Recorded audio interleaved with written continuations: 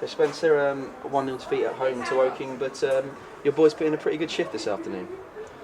Very pleased with the work rate. I think we pushed them all the way. They're a quality side though, and yet again today we haven't had the quality in the last third to really test them. I thought their back four were outstanding, particularly the two centre backs.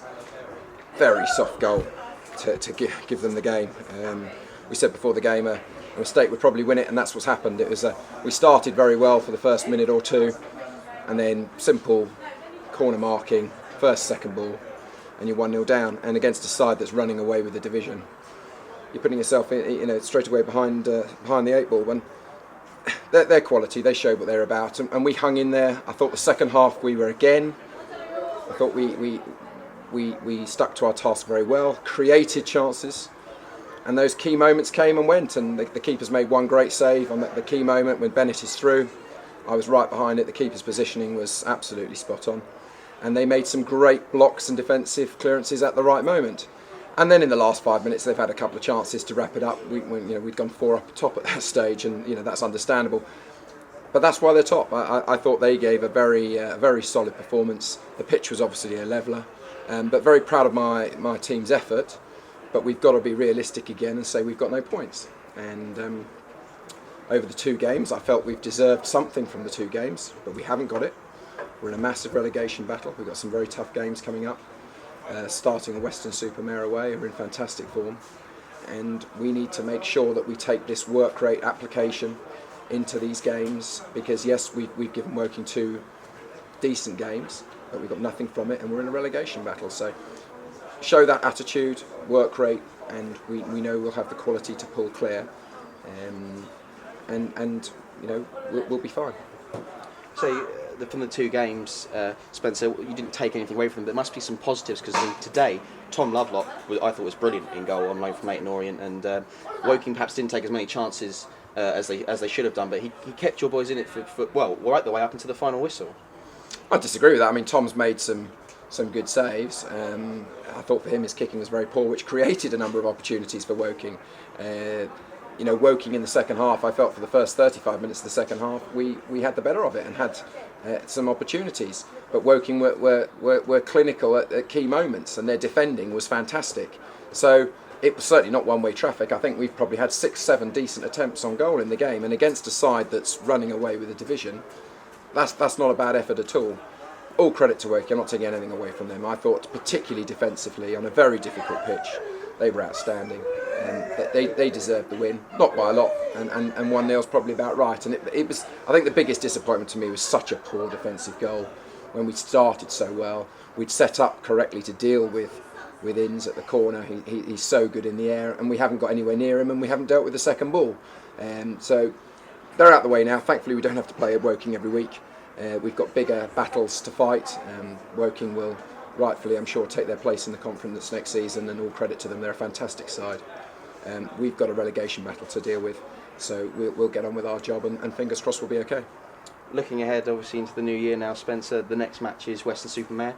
It's a tough place to go. They're going to be fighting possibly for the playoff positions.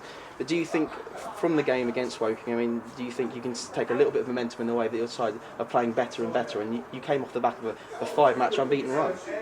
Oh, I think we've taken a lot of momentum for the first sort of 6-7 weeks. The squad has been together. We're not going to hold our heads, or I hope we're not going to hold our heads in shame that we've lost 2 games to Woking by a 1-0. We've got to be realistic that this is a horrible month for us. Weston-super-Mare away, who are in a fantastic vein of form, with the exception of Boxing Day. Then we've got Welling away, Boreham Wood here, Basingstoke also looking for the players. We've got a very difficult set of games. What we can take from us is what we've done in the first 6-7 weeks, and if we're positive and we stick to game plans and tactically we're sound, we've got the players to get through. But there's going to be a lot of things happening on and off the pitch for the team in the next month. Obviously, we have a lot of loanees that loans terminate, and we're negotiating with their clubs at the moment. And once we know what's going on with that, we'll know what players we're then looking to get in. So there'll be a lot of things happening in the month. It's a very busy month, January. But we'll take the positives of the performances, but with the realism. We are in a relegation battle. We need the fans to get behind us. We need that realistic situation where we know we've got to go and get points. You don't get anything for performing well. We've got nothing out of the 2 games. All credit to Woking, but we'll move forward with the positivity that we've managed to get in the first sort of 6-7 weeks. What sort of arrivals or departures can we expect in the upcoming weeks? And do you think there's going to be more loans, more permanent transfers, or do you see much of an overhaul, or do you see maybe a few sprinkled here and there, Spencer? Out of my control at the moment. We obviously have loanees at the club that terminate this month, and I need to hear from those clubs, and we're negotiating with those clubs. If all those loanees were to stay, we'd probably be only looking for another 1 or 2 players on top of those loanees. Obviously, if we lose a number of those loanees, then we're going to be looking for quite a big overhaul, because there's a number of them. We're hopeful we can keep the loanees, but it's down to the clubs that have given them to us, and they're obviously sorting out their own transfer window with players in the ins and outs.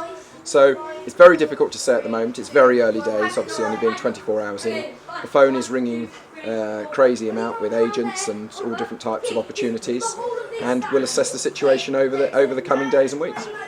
You've only been here a few months, Spencer, but you came in, you studied the ship. What do you think the future holds for yourself and Farnborough in 2012?